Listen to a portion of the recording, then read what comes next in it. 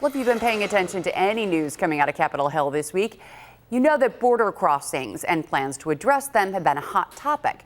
And while most of the efforts have been to control the southern border, they are now extending to the northern border as well. And 2 on your side's Andy Payton has more for us this morning.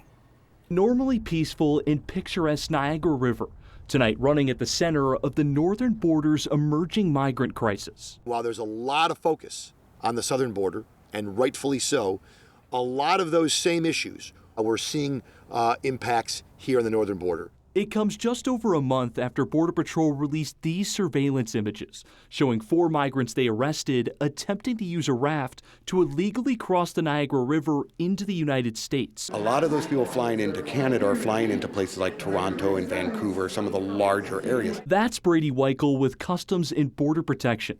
He tells us Canada offers a program that allows people to fly from Mexico and several other countries into Canada without a visa. A lot of the people we're seeing are flying into Canada under that program, and then a portion of them are then now trying to cross into the United States. That contributing to what officials tell us has been a 300% uptick in illegal border crossings in the region since late December. Now you might be wondering how they're seeing these crossings. Take a look in the trees here. You can see it's kind of blended in there, but that is a Homeland Security camera that we're told they're picking up images of these crossings taking place here across the Niagara River, sometimes in the middle of the night. But it's not the crossings that they've been able to stop that they're concerned about. Our local law enforcement, and in some cases our federal partners, their hands are tied. It's the ones they haven't.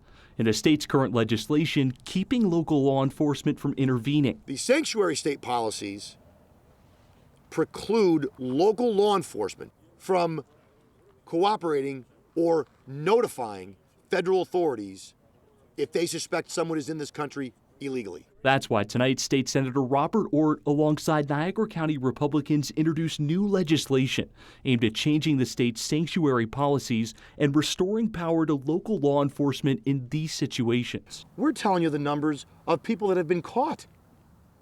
That's the point.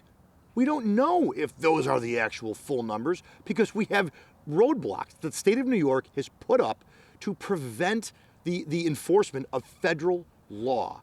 And that's the issue. And that was Andy Payton reporting.